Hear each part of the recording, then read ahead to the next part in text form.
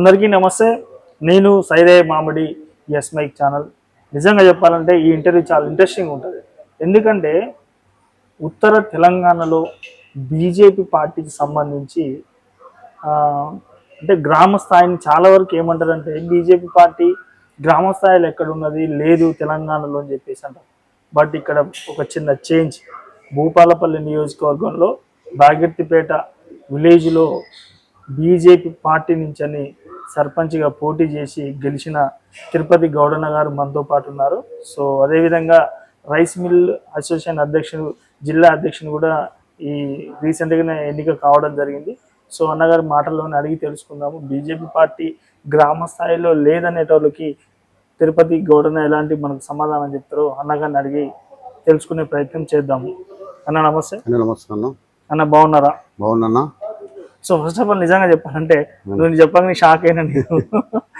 చాలా వరకు అంటారు అన్న బీజేపీ పార్టీ గ్రామ స్థాయిలో లేదు, గ్రామ స్థాయి నుంచి లేదు, విలేజ్లలో పోతే కమలం పువ్వుని ముసలోళ్ళు వాళ్ళు అసలు గుర్తుపెట్టే నాదులే లేదని చాలా దుక్కుట్లా విన్నా. నువ్వేందన్న ఇంత పెద్ద షాక్ ఇచ్చినావు? ఎట్లా అసలు ఎట్లా పాసిబుల్ అయిందన్న బీజేపీ పార్టీ నుంచి మీరు సర్పంచ్ గెలవడం? అన్న యాక్చువల్గా చెప్పాలంటే అన్న మీ ఛానల్ ద్వారా నేను ప్రతి మన ప్రజానికానికి మన రాష్ట్ర ప్రజానికానికి తెలియజేయడం ఏంటంటన్నా, గ్రామ స్థాయిలో బీజేపీ అనేది వాస్తవంగా చాలా బలంగా ఉందన్న. కానీ దాన్ని మన నాయకులు పై స్థాయి నాయకులు దాన్ని యూజ్ చేయలేకపోతున్నారు, దాన్ని వాడుకోలేకపోతున్నారు. మన గ్రామ స్థాయిలో ఏ కార్యకర్త కానీ మన నుండి ఏం కోరుకుంటున్నారంట, ఆయన తాపత వచ్చినప్పుడు మంచి చెడుకు వెనక అందరూ ఉండడం తప్ప వాళ్ళు మన నుండి ఏం ఆశించారన్న. తను మనకు ఏ రకంగా ప్రాణం మా దానిలో ఏబీపీ ఆర్ఎస్ఎస్ స్టూడెంట్ చాలా ఎక్కువ శాతం ఉన్నారన్న. వాళ్ళు దీనిగా తెగించేస్తారు డబ్బులు. కాని పార్టీల విషయం వేరు, మన పార్టీ విషయం వేరన్న. మా బీజేపీకి వచ్చేసరికి ఏమవుతుందంటే ఆటోమేటిక్ గా ఒక వాళ్ళ ఆ స్థాయి వాళ్ళు పెంపుకున్న విధానం వేరన్న. ఇది మళ్ళీ దానికి తోడుగా మా మోడీ గారు ఒక నిదర్శనం. నాకు ఆయన చేసే సేవలు కానీ ఇప్పుడు చేసిన 3 సార్లు అక్కడ ప్రధానమంత్రి 3 సార్లు ఎన్నికైనా అక్కడ చేసిన పనులు కూడా మాకు ఆయన ఆదర్శం చేసిన సేవలు కానీ చేసే పద్ధతి కానీ దేశాన్ని రక్షించే విధానం కానీ గ్రామ స్థాయిలో ఇప్పుడు ఇలాంటి యూట్యూబ్లు ఈ ఛానల్ చేపట్టి గ్రామ స్థాయి వరకు చేరుతుందన్న. అంత పేపర్ వేడి చేసి పేపర్ చదివితే తెలుసుకునే వాళ్ళం. కానీ ఇప్పుడు ఉన్న పరిస్థితులు ఏంటంటే ప్రతి వేసిన 5 నిమిషాల మెసేజ్ తెలిసిపోతుంది. దానివల్ల మా ఉత్తమైన వాస్తవంగా గ్రామ స్థాయిలో బీజేపీ ఉందన్న. కానీ మన పెద్ద స్థాయి మన పై వాళ్ళు కానీ యూజ్ చేయలేక మన క్యాచ్ చేయలేకపోతున్నారు అని నా అభిప్రాయం అన్న. నా విషయానికి వస్తానా, మాకు వెన్నపల్లి పాపయ్య మాజీ జడ్పీటీసీ జిల్లా అధ్యక్షుడు అన్న. తను మా ఆదర్శం, మా ఏరికే. మాకు ఆయన దీపం వల్ల ఆయన వల్ల మాకు ప్రతి కార్యకర్త బతుకున్నాడంటే ఆయన దీపం అన్నా, ఆయన వల్లనే ఉన్నాం. నేను సర్పంచ్ యాక్చువల్గా నేను rice mill association Jayashankar Bhupalpally జిల్లా అధ్యక్షుడు అన్న. నాకు వ్యాపారాలు ఉన్నాయన్న. కానీ నేను సర్పంచ్ పోటీ చేసే స్థాయి కూడా కదా, నాకు అవసరం లేదన్న. కానీ మా అన్నగారే మన స్థాయిని మనం కోల్పోతున్నాం. మాకు ఎంపీడీసీ జడ్పీటీసీ సర్పంచ్ అని పుట్టినప్పటి నుండి కూడా మాకు బీజేపీతో వేరే పార్టీ తెలియదు. మా ఊళ్ళో అంత గుంజుకొచ్చి అంత కార్యక్రమం పెంచుకొచ్చి మావాడు గ్రామ స్థాయి నుండి జిల్లా స్థాయి వరకు ఎదిగి లాక్కేస్తున్నాడు. అదే మా దగ్గర ఎంపీడీసీ పుట్టినప్పుడు వేరే పార్టీ గెలవదు, ఓన్లీ బీజేపీ గెలుస్తుంది. అంటే అంత కార్యకర్త ఉన్నామన్నా మేము. అది మా అదృష్టంగా మా పాపను కూడా మా అదృష్టంగా భావిస్తున్నాం. ఆయన లాస్ట్ టైం జిల్లా అధ్యక్షుడు చేసిండు, లాస్ట్ టైం జిల్లా జడ్పీటీ చేసిండు. తను కూడా ఏమంటాడంటే ఆయన ఉద్దేశం ఏంటంటే నేను తర్వాత నాకు కార్యకర్త తయారు కావాలి, మీరు లీడర్లు కావాలి అని ఒక కాన్సెప్ట్ తో నేను సర్పంచ్ గా పోటీ చేయను. సర్పంచ్ లో నన్ను కాంగ్రెస్ పార్టీ నానా విధాల ఇబ్బంది పెట్టిందన్న. నేను 100% జనరల్ గా రాష్ట్రంలో కాంగ్రెస్ పార్టీ అధికారంలో ఉంది కదన్న. ఎవరైనా సరే అంటారు కాంగ్రెస్ పార్టీ అంటే అధికారంలో ఉన్నది, రాష్ట్రంలో ఏ పార్టీ ఉంటే ఆ పార్టీ ఉంటేనే గ్రామాలు అభివృద్ధి చెందుతాయి, సర్పంచ్కి నాకు పైసలు కూడా వస్తాయంటారు. మరి మీరు చూసుకున్నట్టయితేనేమో బీజేపీ పార్టీలో ఉన్నారు. మరి కాంగ్రెస్ పార్టీ నుంచి మీకు కాంగ్రెస్ పార్టీలో రమ్మని చెప్పేసి ఒత్తిళ్లు కానీ బెదిరింపులు కానీ అవగాహనలు కానీ రాలేదా? అవన్నీ వచ్చినాయి అన్న. దానికి తట్టుకోవాలని శక్తి మాకు ఆర్ఎస్ స్టూడెంట్ మా చదువుకునే స్థాయి నుండి ఆ బలం మాకు ఉండే అన్న. మళ్ళీ మా మోడీ గారు తీసుకొని ఇక్కడ లొంగకుండా నా వెనకాల మా కార్యకర్తలు అందరూ బ్రహ్మాండంగా నాకు మా ప్రజలు కూడా పార్టీలో చూడలేదన్న, మనుషులు చూసిండు, మోడీ చేస్తాను ఆ రకంగా నన్ను బ్రహ్మాండ 200 మెజార్టీతో నేను గెలిచిందన్న. మా ఓటింగ్ వచ్చేసి మొత్తం 1800 అన్న ఓటింగ్. అలాగే 6 పోటీ చేసినాం, బీజేపీ, కాంగ్రెస్, బీఆర్ఎస్. కానీ మన 200 మెజార్టీతో గెలిపించుకున్నాం. దానికి అనుగుణంగా కూడా నేను వాళ్ళకి ఏదైతే హామీలు ఇచ్చిందన్న నేను డే నుండే స్టార్ట్ చేసిందన్న. ఏం హామీ ఇచ్చిందన్న? మీరు సర్పంచ్గా మిమ్మల్ని మీ ఊరి ప్రజలు సర్పంచ్గా గెలిపిస్తే మీ ఊరికి మీరు ఇచ్చిన హామీలు ఏంటి, అవి మీరు ఏ విధంగా నెరవేరుస్తున్నారు? అదే అన్న, వెరీ మంచి క్వశ్చన్ అన్న. ఇది నేను వాళ్ళకు ఒక 22 హామీలు ఇచ్చినా మా ఊర్లో ప్రజలకి. ఓకే. పాంప్లెంట్ కొనిపించి బాగా నేను మా పాపన్న గారి మా మూడి గారు గుర్తు పెట్టుకుని వాళ్ళ పంచిందన్న. ఆ పంచిన డే ఆఫ్టర్ ఉండే ఫస్ట్ వచ్చేసి అన్న మా ఊళ్ళో కోట్ల పెడితే బాగుండే సార్. అఫ్కోర్స్ అది స్టేట్ వైడ్ ఉండవచ్చు, కానీ మా విలేజ్కి వచ్చేసరికి అయితే కోట్ల పెడితే బాగుండే అన్న. కోట్లు పంపిస్తా అని చెప్పిందన్న. డే నుండే స్టార్ట్ చేసిందన్న. 90% కోట్ల పడికి మేము పట్టేసి వేరే కాళేశ్వరం పోయి వదిలిపెట్టేసిందన్న. ప్రస్తుతం నెక్స్ట్ మనం తీసుకుని మాకేంటంటే మెయిన్ ప్రాబ్లం మరి వాటర్ ప్రాబ్లం ఉండన్న. వెంటనే గెలిచిన వెంటనే 4 బోర్లు వేయించిన, బాయిలు తవ్వించిన. ఈ ఆపరేటర్లకు కూడా అప్పుడు పోయి వాళ్ళు ఎప్పుడు మాది కరెంటు అంటే టైం టు టైం వచ్చే కరెంట్ అన్న, దాన్ని ఎక్స్ప్రెస్ లైన్గా మార్చి 24 hours కరెంట్ చేసి ఆపరేటర్ కూడా బాయ్ కడికి పోయాల్సిన అవసరం లేకుండా మన సెల్ని ఆన్ ఆఫ్ పెట్టే సిస్టమ్ తీసుకొచ్చి ఆ సెల్ని ఆన్ చేస్తే సెల్ని ఆఫ్ అవుతుంది. ఆ ఇచ్చు 24 పెంచి వాటర్ కూడా అవర్స్ పెంచిందండి. అంతమంది హాఫ్ అన్ అవర్ ఇస్తే 1 hour ఇస్తున్నాం. ఆ వాటర్ సప్లై చేసిన మేము సమస్య ఉంది. స్కూల్కి వచ్చేసి స్కూల్లో ఎవరు పిల్లలు తోలిచ్చే పరిస్థితి లేదన్నా. స్కూల్ రాను దగ్గర పడుతుందంటే దాన్ని తీసుకుంటాను ఇమ్మడేసి ఆ మాట ప్రకారం ప్రభుత్వ స్కూల్లో స్టూడెంట్స్ అంతా ప్రైవేట్ గా పోతున్నారు. అమ్మ పొద్దున్న కూలి పోతుంది, అదో ఫ్యాషన్ అయిపోయింది ప్రైవేట్ పంపుతుంది. అమ్మ వద్దు తల్లి ప్రైవేట్ లో ఎడ్యుకేటెడ్ పర్సన్స్ ఉంటారు, టీచర్స్, క్వాలిఫైడ్ టీచర్స్ ఉంటారు. ఈడికే వాళ్ళని మోటిఫై చేసుకుంటూ వాళ్ళని బాగా చేసి మా గ్రామ పంచాయతీ తరఫున తీర్మానం రాసి దాన్ని కూడా అమలు చేయడానికి ప్రయత్నిస్తున్నా. సూపర్ అన్న. అది కూడా మొన్నటి లైటింగ్ కూడా ఇప్పుడు నాకు నడుస్తున్నాయి. లైటింగ్స్ కూడా 24 hours వెలుగుతాయి. కరెంట్ బిల్లు బాగా వస్తుంది.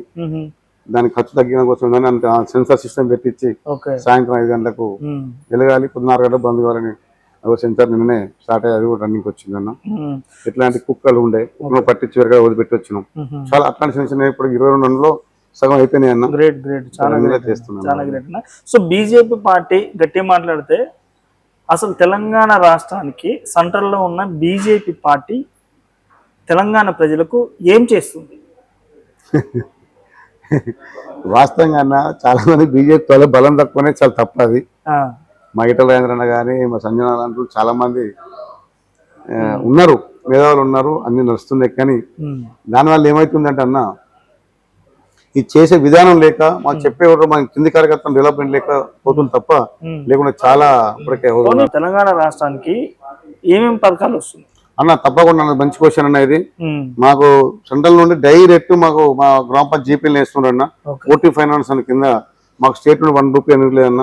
మాకు పరిశుభ్రత డైరెక్ట్ సెంట్రల్ లో మా జీపీ అకౌంట్ కి వేస్తున్నారు అన్న. స్టేట్ సంబంధం లేదన్న. అసలే దానికి అసలు స్టేట్ కు సంబంధం లేదు. స్టేట్ నుండి మాకు రూపాయి వచ్చే పరిస్థితి లేదు. ఏమైనా వస్తుంది ఏమైనా డెవలప్మెంట్ అవుతుంది అంటే ఓన్లీ డెవలప్మెంట్ మా మోడీ గారు ఇచ్చే పైసలతోనే మేము కొంచెం డెవలప్ చేసుకుని ఊరు ఈ మాత్రం చేసుకోగలుగుతున్నాం అన్న. మా ట్రాక్టర్లు అయితేనేమి, ట్యాంకర్లు అయితేనేమి, సుప్రైత్ అయితేనేమి, నర్సరీ అయితేనేమి, ఏది అన్నా ఓన్లీ 40 ఫైనాన్స్ కింద మాకు డైరెక్ట్ చేయడం వల్లనే ఈ మాత్రం గ్రామాలు కనీసం మేము సర్పంచ్ చెప్పుకోవడానికి డెవలప్ చేయడానికి అవపడుతున్నాయి అన్న. మాకు స్టేట్ ఇవ్వాలి ఏం చేయాలంటే మేము ఇంటికి బయటకు కాలు పెట్టే పరిస్థితి ఉండకపోతున్నాను.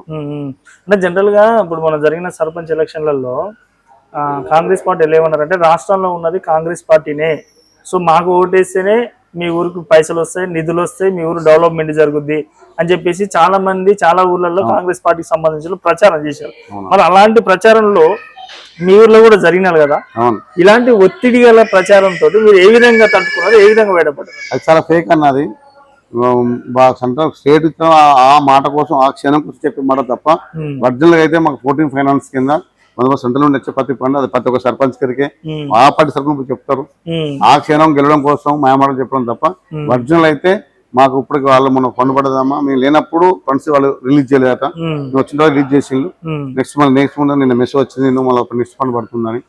మాకు సెంట్రల్ నుండి వస్తున్నా. సెంట్రల్ డెవలప్మెంట్ తోనే ఈ మాత్రం డెవలప్ చేయగలుగుతున్నాం. ఇప్పుడు నేను ఈ లైటింగ్ పెట్టడం కానీ బోర్లు వేయడం కానీ ఫండ్ అంతా సెంట్రల్ ఫండ్ అన్న. అని ఇప్పుడు చూసుకున్నట్టే తెలంగాణ రాష్ట్రంలో సన్న బియ్యం ఒకటి ఇస్తున్నారు, సేమ్ టైం ఇందిరా మిల్లులు కూడా ఇస్తున్నారు. ఈ సన్న బియ్యం విషయంలో కానీ ఇందిరా మిల్లు విషయంలో కానీ సెంట్రల్ పాత్ర ఎంత ఉంది? మీకరికి మాకరికి పదిలో టీవీ చూస్తున్నాం. మేము బోర్డులో పెట్టిస్తున్నాం. మొన్న మంచి క్వశ్చన్ అనేది. నేను ఈ విషయంలో బోర్డు పెట్టించిన మా రేషన్ షాప్ నేను గెలిచిన తర్వాత రేషన్ షాప్ మోడీ గారు ఇచ్చే అమౌంట్ ఎంత, మా నేను ఇచ్చే స్టడీ ఫండ్ ఎంత అని బోర్డు 100 బోర్డు పెట్టించిన. Very good. అటు ఈ పక్క మా సీఎం గారిని పెట్టినట్టు మా పిఎం గారిని పెట్టినా పెట్టి మా కింద మా ఎమ్మెల్యే గారు పెట్టినా వాళ్ళ మనకు పెద్ద వాళ్ళ పొడలు పెట్టి కూడా నేను మా విలేజ్ వరకు పెట్టిన స్ఫూర్తిగా 2 రోజులు మోగింది, మొత్తం మోగింది వాట్సాప్ లలో. దాని తర్వాత అక్కడ నిజామాబాద్ లో కూడా మా మా ఎంపీ గారు ఉన్నారు కదా, తను కూడా అవును. పెట్టించిన ముందుగా వాట్సాప్ లో మా గ్రూప్లలో వచ్చింది. ఉమ్, ఉమ్, వాస్తవంగా సండ్లపండే 90% ఉన్నా 10% గాజులు ఇచ్చేది. ఉమ్, 37 రూపాయలు మాకు కట్టిస్తారు నా మిల్లర్కి. అవును. 30 రూపాయలు 5 రూపాయలు మా సండ్లపండే వేస్తాం. మాకు వడ్డుకునే కూడా మా సంపలేక ఉంటుంది, ఉమ్, దాచేది మేము. ఉమ్, వీళ్ళు అంత రూపాయి ఇస్తున్నారు అన్న. ఉమ్. సో అన్న మీరు అన్నట్టుగా నిజంగా ఈ విషయంలో వాస్తవానికి ఉదాహరణకి సన్న బియ్యం విషయం తీసుకున్నాం. సన్న బియ్యంలో 90% ఇస్తున్నదేమో సెంట్రల్ బీజేపీ పార్టీ అధికారంలో సెంట్రల్ ఇస్తుంది. అవును. ఇక్కడ తీసుకుంటే 10% కాంగ్రెస్ పార్టీ కల్పిస్తుంది. సో ఈ విషయాన్ని తెలంగాణ రాష్ట్ర ప్రజలకు చేరవేసుల్లో తెలంగాణ రాష్ట్రంలో బీజేపీ పార్టీ వాళ్ళు విఫలమవుతారు అనుకోవచ్చా? అనవసరం వాస్తవం, ఇది 100% వాస్తవం అన్న. మీకు వాస్తవం అలాంటి ఆడ కూడా సర్పంచ్ లో ఉన్నాం. అవును. చాలా మంది కనీసం మేము 30 పదాలు 26 మంది ఉపసర్పంచులు మా మండలంలో. అబ్బా. కొంచెం కొంచెం మాకు ఇక్కడ ఉన్నాయి, ఇంకొక 10 మంది సర్పంచ్ గెలిచేవాళ్ళం. ఓకే. ఉంది, అందరి మనుషులలో ఉంది, అందరి గుండెలలో ఉన్నాయి. బయటకు రాలేదు, చెప్పలేరు. ఉమ్, వాస్తవం ఈ విషయం చాలా మంది తెలుసు అన్న. దాన్ని మేము వాస్తవం ఇలా విఫలమైన ఒప్పుకోవాలి. ఈ విషయంలో అయితే మేము దాన్ని ఎక్స్ప్లెయిన్ చేయలేకపోతున్నాం, ప్రజలకు తీసుకోకపోతున్నాం.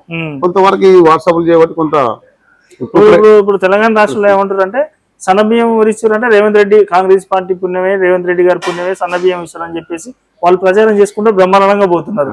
మరి మీరెందుకు వెనుకబడ్డారు? అదే అన్న, మాది ఇస్తాను విషయం చెప్పద్దా, మాది ఇస్తానని చెప్పాలి. మా స్థాయి కాదు, మేము గ్రామ స్థాయి మండల స్థాయి వరకు చెప్పగలం.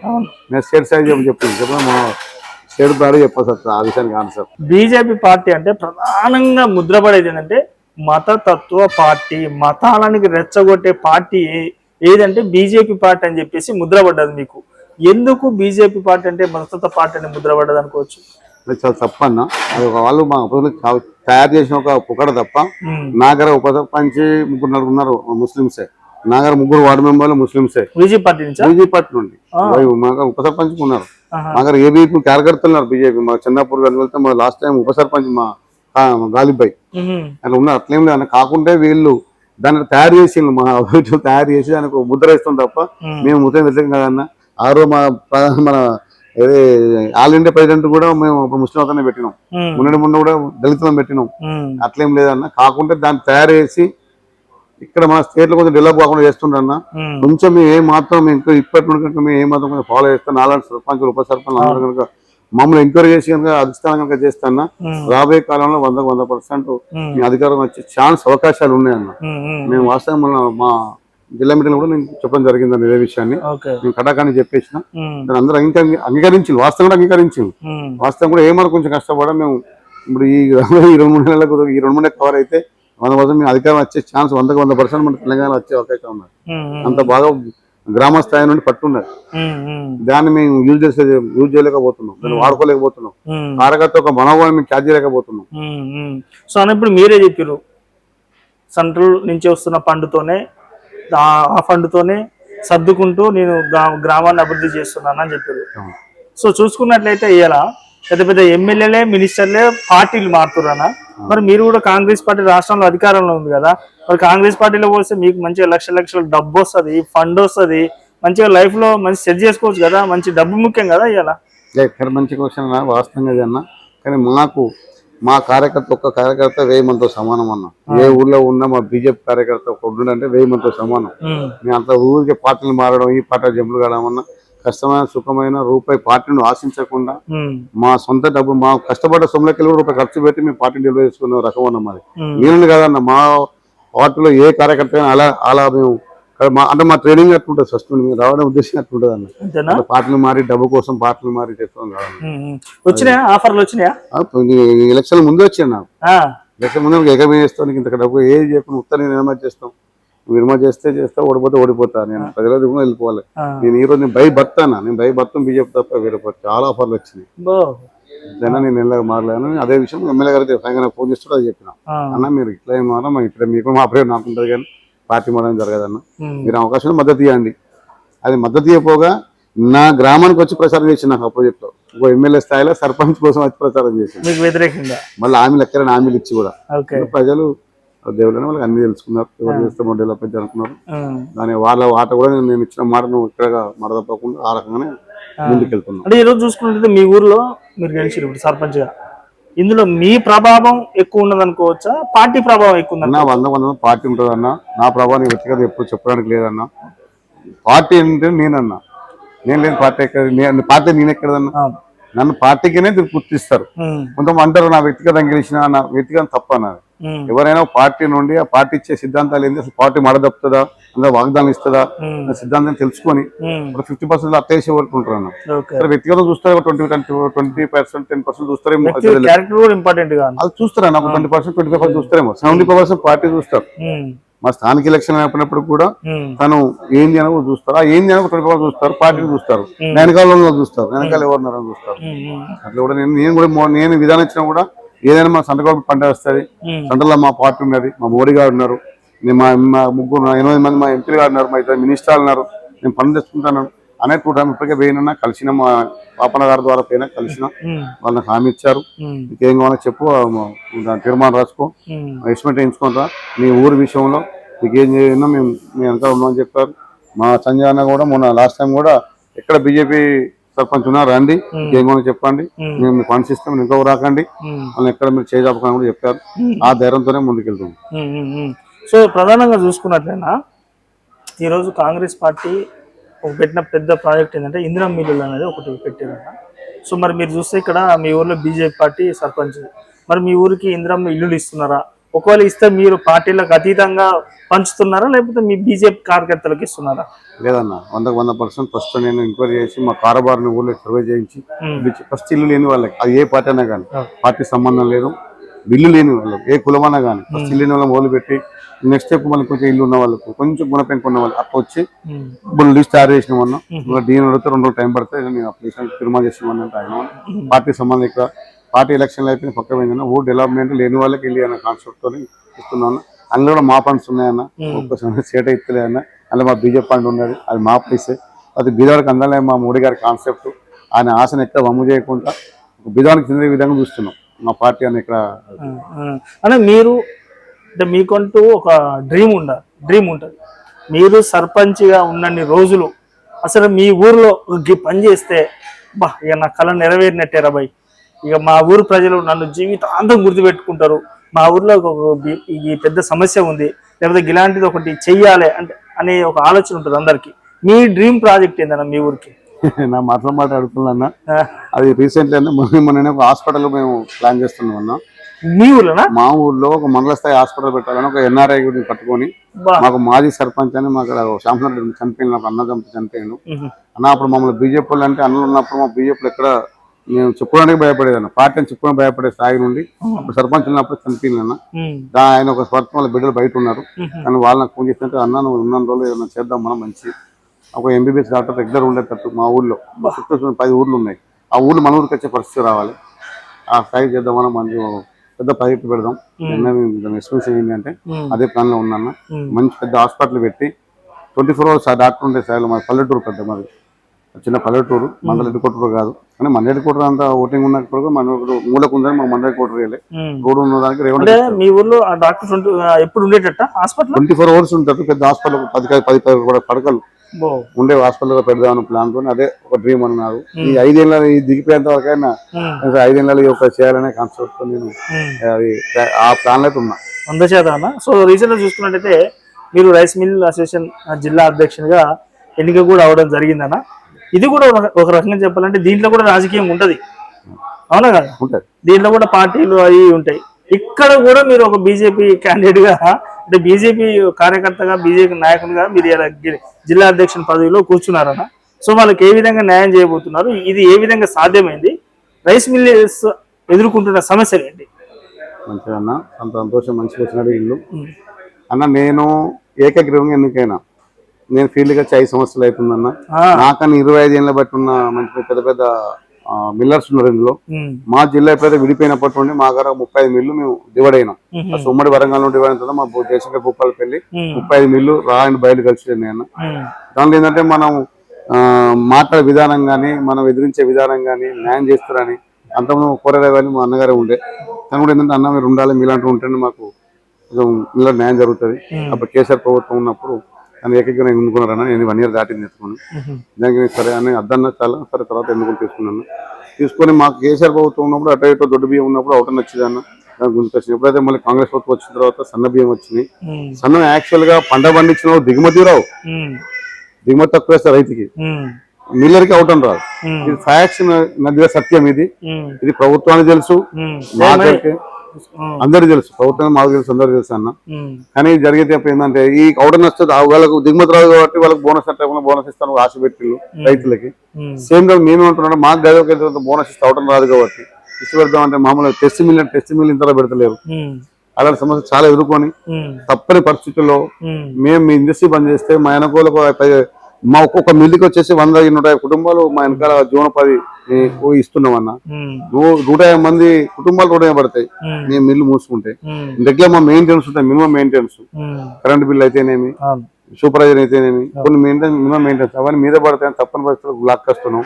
పత్తి మా జయశంకర్ భూపాలపల్లి జిల్లా కాదు, స్టేట్ వైడ్ గా మా స్టేట్ ప్రెసిడెంట్ చెప్పిండు, స్టేట్ వైడ్ కూడా అన్ని డిఫాల్ట్ అయ్యే పరిస్థితి వచ్చిందన్న. ఇప్పుడు 25% డిఫాల్ట్ అయినాయి మిల్లులు ఈ కాంగ్రెస్ ప్రభుత్వం వచ్చిన తర్వాత. ఇంకా ఆయనతో కూడా వచ్చే వాళ్ళు ఆయనతో అయ్యే సిద్ధంగా ఉన్నాయన్న. ఏంటంటే రొటేషన్ చేస్తున్నాం, ఇప్పుడు తీసుకుంటాం దానా నెక్స్ట్ ఇస్తున్నాం, నెక్స్ట్ ఎప్పుడు మా అప్పు అనేది మిగులుతుంది. అప్పు చెప్పిన అప్పే అంటే మేము అమ్ముడు పెడుతున్నాం కాబట్టి వాళ్ళు మేము ఇస్తున్నాం కాబట్టి కొంటున్నాం. మరి ఏదో మార్కెట్ బయట వ్యాపారం చేసుకోవచ్చు ఇల్లు పెడుతున్నాం, బయట వ్యాపారం చేసి అమౌంట్ వచ్చేసి ఇల్లు పెడుతున్నాం తప్ప ఈ మిల్లుకు లాభాలు వచ్చే పరిస్థితి లేదన్న. దానిలో చాలా బొట్లు అన్నాం, స్టేట్ వైడ్ పోయినాం, మినిస్టర్ని కలుసుకున్నాం, చైర్మన్ గారు కలిసినాం. ఎవరిని కలిసి ఏమంటున్నాం అంటే మా చేతిలో ఏమున్నది ఇల్లు ఏమైందంటే కోఆర్డినేటర్ కూడా కొంత పోతుంది. సెంటర్కి ఉన్న స్టేట్ కోఆర్డినేటర్ కూడా మమ్మల్ని కొంచెం కొనేది సెంటర్కి ఉంటుంది, వడ్లు ఇస్తుంది, ఇవి సెంటర్కి ఇవ్వాలి. వీళ్ళు కొని దాపే చేసి వీళ్ళు ఇవ్వడానికి అనుకూలంగా ఇస్తలేరు. మా స్టేట్ ఏం చేయాలంటే బడ్లో బియ్యం బట్టి వాళ్ళు బియ్యం అప్పు చెప్పాలి, వడ్లని బియ్యాన్ని చేసి. అందులో అవుటన్ విషయంలో వచ్చేసి అవుటన్ వస్తలేదు, ఎంత మొత్తం టెస్ట్ మిల్ కూడా టెస్ట్ మిల్ పెట్టి వస్తలేదు. అట్లా కొంచెం లాస్లో ఉంది మా మిల్లు. వచ్చే సంవత్సరానికి ఎన్ని ఉంటో ఎన్ని పోతే తెలియని పరిస్థితులు ఉన్నాం, చాలా లాసులు ఉన్నాయి. అది ప్రతి మిల్లర్ కిరికే, ప్రతి ఆఫీసర్ కిరికే, కానీ ఎవరు చెప్పలేని పరిస్థితి. ఈ సంవత్సరం మనం చెప్పుకున్న కొద్దిగా వెసులుబాటు ఇస్తామని అన్నారు. ఈసారి మేము లాస్ట్ టైం దించుకొని చెప్పిన వస్తలే. నేను మన హైదరాబాద్కి వచ్చి 3 రోజులు అక్కడ మా స్టేట్ అధ్యక్షుడు కంపల్ నాగేంద్ర గారు ఉండే తన సంవత్సరాలు పోయి అందరం జిల్లా దర్శనం అందరం జమై 32 జిల్లా అధ్యక్షులు ప్లస్ మా అధ్యక్షుడు జమై మేము ఆల్రెడీ మినిస్టర్ పోయి మేము ఈ సంవత్సరం దించుకోలేము, మాత్రం కాదు. మేము మా ఉన్న ఆస్తులు అమ్మినా కానీ చేరే పరిస్థితి వస్తలేదు. ఇంకా మేము ఎందుకు లాస్ట్గా ఉంటాం, ఎదురు చూస్తున్నాం 2 సీజన్ల బట్టి. ఈ వస్తుందో మంచి రోజు వస్తే ఎప్పుడు మంచి రోజు రావట్లేదు. మీరు ఏ టైం సేమ్ టైం రైతుకి ఎట్లయితే మీరు సబ్సిడీ ఇస్తాను 500 రూపీస్ అని, ఆ 500 ఎంతో కొంత మాకు కూడా ఆటోలు తగ్గియండి. లేదా మీరు టెస్ట్ మిల్ మాకేం ఊరికే వద్దు, టెస్ట్ మిల్ చేయండి, ఎంత వస్తే గంతే ఇవ్వండి మాకు, దాన్ని మేము నష్టలాభం పెట్టుకుంటాం అన్న. మా మాట ఎవరు పోయిన పరిస్థితి లేదు సార్. కొంతవరకు ఈసారి మీకు విశ్వాడిస్తాం. కొన్ని మా పాత బిల్డింగ్లు ఉండే కొన్ని పట్టిన బిల్డింగ్ పైసలు కొంత రిలీజ్ చేసింది, దానికి కొంత ఊడసరి కలిగింది సార్. నెక్స్ట్ కూడా చేస్తారు, మనం అంత ముందుగా పోవద్దు, ప్రభుత్వం సహకరించాలి. మంచి స్కీమ్ ఇది, సన్న బియ్యం అనేది పిల్లగిస్తాం కాబట్టి ఎంతో కొంత మనం కూడా దానికి సహకరిద్దామని ఒక మంచి దృక్పథంతో మళ్ళీ మేము వెళ్ళి ఈ సంవత్సరం తెలుసుకుంటున్నాము.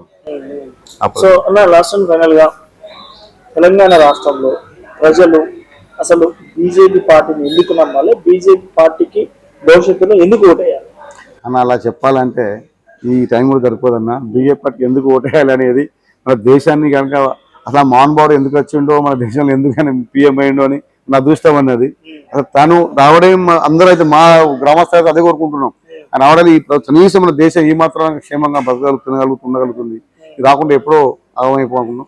దేశ రక్షణ కావాలంటే బీజేపీ ప్రభుత్వం ఉండాలన్నా, లేకుంటే ఏ ప్రభుత్వం అయితే ఇంత రక్షణ ఇవ్వలేదన్న దేశానికి. రాష్ట్రానికి వచ్చేసరికన్నా మీ ఉచితాలు ఉచిత హామీలు ఇచ్చి మేము అమలు చేసి ఉండదన్నా, 6 అమలు ఇచ్చింది ఒక అమలు చేస్తే పోతున్నాడు. మా ఎట్లుండే అన్న, ఏదైతే అమలేదో, ఏదైతే సాధ్యమవుతుందో, ఏదైతే ప్రజలకు అవసరం ఉన్నదో, ఇందాక మీరు అడిగిన చూసి నా గ్రామంలో ఏమైతే అవసరం ఉంటానన్నా నేను ఒక హాస్పిటల్ అనగా ఒక మంచి కాన్సెప్ట్ వచ్చింది. అట్లాంటి మా బీజేపీ ప్రభుత్వం వస్తే ఏమైతే ప్రజలకు అవసరం ఉంటే గదే ఇస్తారు, గదే చేయిస్తారు. దానికి ఎగ్జాంపుల్ గుజరాత్ తీసుకోవచ్చు. మా బీజేపీ ఏదైతే ప్రాంతం చూసుకున్న ఒకసారి ఆ ప్రాంతాలు ఎట్లా నిలవేస్తున్నా ఆ రకంగా ఇక్కడ కూడా నిలవేద్దని ఇక్కడ మీ బీజేపీ రావాలని కోరుకుంటున్నాం. ప్రతి వ్యక్తిలో కోరుకుంటున్నాం. వాస్తవంగా కింది స్థాయి నుండి పార్టీలకు అతీతంగా బీజేపీకి అని చెప్పి సిద్ధంగా ఉన్నాం. కానీ మా పైసార్లు వాళ్ళు కొంచెం కోఆర్డినేట్ చేసి మమ్మల్ని గుంజుకొస్తే 100% ఇది ఈ దైవం గారు మీ ఛానల్ ద్వారా కనుక ఈ న్యూస్ కనుక అందరికీ ఉంటుంది. చాలా సంతోషం. నేను ఒక సర్పంచ్ కాకుండా, ఒక జిల్లా అధ్యక్షుడు కాకుండా, మౌన కార్యకర్తగా చెప్తున్నా, ఒక కట్టగట్టిన బీజేపీ వాదిగా చెప్తున్నా.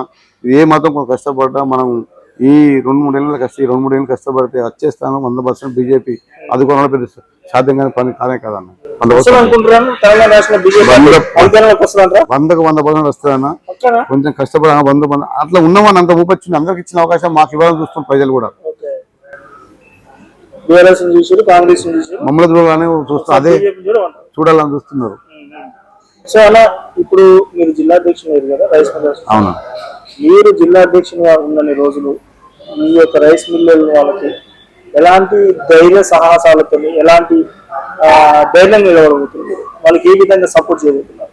అన్న ఒకటే అన్న, నేను కూడా చెప్పిన దిమ్మత విషయంలో మా ఎమ్మెల్యే గారిని కూడా కోఆర్డినేట్ చేసుకుంటూ, నేను పార్టీ అయినా నాకు చాలా బాగుంటాడు అన్నగారు, ఏ చెప్పిన మాట కాదన్నాడు, తను కోఆర్డినేట్ చేసుకుంటూ మమ్మల్ని ఇబ్బంది పెట్టుకుంటా మా మిల్లర్లకు కూడా కొంచెం న్యాయం చేసే దిశలా దిగుమతుల విషయంలో కానీ అవుటర్ విషయంలో కానీ మీరు పెట్టే విధానం విషయంలో కానీ దిగుమతులు కూడా చాలా ఇబ్బందులు ఉంటాయన్న. అలా కొన్ని ఇలా మాకు ఎమ్మెల్యే వాస్తవంగా సహకరిస్తాను. ఆయన సహకారం ఈ రోజు మేము నిలబడగలుగుతాం. మా జిల్లా అన్ని జిల్లా కన్నా మా జిల్లా కొంచెం ముందంజలో ఉన్నామన్నా, పెట్టుట్లో కానీ కొంచెం అంట్లో కూడా ముందంజలో ఉన్నాం. మేము మిడిల్లో ఉన్నాం, మరి ఫాస్ట్లో వెనకాల పడినాం. సో అది ఉన్నమాట మా ఎమ్మెల్యే గారే, ఆయన కొంచెం మాకు సహకరించి మేము ఉన్నాం, మీకు ముందుకు పోయినట్టు కొంచెం చేస్తున్నా. నా మిల్లర్లు కూడా నా వంతుగా ఎమ్మెల్యేకు ఇది కోఆర్డినేటర్, మా డిఎస్ఓ గారికి, మా కలెక్టర్ గారికి కోఆర్డినేట్గా పనిచేస్తున్నా. వాళ్ళు చెప్పుకుంటూ వీళ్ళకి సమస్య ఉంటే వెంటనే పరిష్కరించి, నా మిల్లు ఆగింది లేబర్ వస్తలేదు, ఒకసారి మిల్ లేబర్ అరేంజ్ చేస్తున్నా. రెండు వస్తే కరెంట్ బిల్ ఏమన్నా ఎక్కువ వచ్చింది, కొన్ని ఎస్సీ గారితో మాట్లాడినా సరే ఇట్లా ఎందుకు వచ్చింది, సరే ఇది మా మిస్టేక్ అయింది, మా తాంగు కొట్టింది. సో అక్కడ సమస్య పడుతుంది. అలా చిన్న చిన్న ఏముంటున్నా వాళ్ళ మిల్లలు వెనకాల ఉండి నేను దాన్ని సాధ్యం చేయడానికి ప్రయత్నం ధైర్యంగా ఉండి, మా అన్న ఉన్నాడు ఏదైనా మాకు వస్తాడని ఒక ధైర్యంతో వాళ్ళు ముందు పోయి నన్ను ఏకగ్రహం ఎన్నుకోవడం జరిగింది, ఎలక్షన్ లేకుండా. సూపర్ సూపర్ అన్న. సో లాస్ట్ అండ్ ఫైనల్ గా మీ ఊరి గ్రామ ప్రజలకు, మీకు ఇంత అత్యధిక మెజార్టీ ఇచ్చిన గ్రామ ప్రజలకు, బీజేపీ కార్యకర్తలకు, మీ ఊరి గ్రామ యువతకి ఏం చెప్పదలుచుకుంటున్నారు అన్న? ఏమున్నది అన్న, ఈ 5 ఏళ్ళు వాళ్ళు నన్ను గెలిపించుకోవడం అదృష్టం అనుకుంటున్నా. ఇప్పటికే 100% నేను బాగా ఎవరు చేయలేంది ఈ 10 ఏళ్ళ లోపల అవపడుతుంది. మీరు పోయి ఇప్పుడు ఎంక్వైరీ చేసుకున్నా, మీరు చేసినా ఇప్పుడు తెలిసిపోద్ది అన్న. ఈ 3 నెలల్లో బాగానే అని అన్న మేము అనుకున్నట్టు అవుతుంది, సంతోషం. ఇప్పుడు కూడా మా ప్రజలకు ఏం చెప్తుందంటే, మా గ్రామ ప్రజలకు కానీ మా రైస్ మిల్లర్స్ కానీ, నాకు ఎన్నెళ్ళు ఉంటే మీరు ఏది చెప్తే చేయడానికి సిద్ధంగా ఉన్నా. ఇప్పటికి కూడా మీరు అడిగినట్టు చేస్తున్నా. ఇదే నా తోడా ఎప్పుడైతే వెనకాల ఉన్నారో అట్లనే ఉంటే 100% నేను చూపిస్తా. ఇది మా బీజేపీ ప్రభుత్వం వచ్చేదాకా ఇదే కొట్టాడదాం. దయచేసి మీరు అందరూ వెనకాల ఉండండి, నేను మీ వెనకాల మీ ముందు నేను ఉంటా. ఓకే అన్న, థ్యాంక్ యూ సో మచ్. నేను కూడా నిజంగా చెప్తున్నానా, నేను ఇప్పటి వరకు కూడా నేను బీజేపీ పార్టీ నుంచి ఒక సర్పంచ్ ఇంత ధైర్యంగా ఉండడం ఫస్ట్ టైం చూస్తున్నాను నేను తెలంగాణ రాష్ట్రంలో. నిజంగా మీలాంటి ధైర్యవంతులు ఉంటే 100% చాలా మంది కార్యకర్తలు, చాలా మంది ప్రజలు కార్యకర్తలు మారే అవకాశం ఉంది బీజేపీ పార్టీకి. నేను కూడా మనస్ఫూర్తి కోరుకుంటున్నాను, మీరు ముందు భవిష్యత్తులో మంచి మంచి పదవులు పొందాలి, ప్రజలకు ఇంకా దగ్గర కావాలి, అవినీతి లేని రాజకీయం చేయాలి, ప్రజలకు మంచి సేవలు అందించాలని నేను మనస్ఫూర్తి కోరుకుంటున్నాను. థ్యాంక్ యూ అన్న.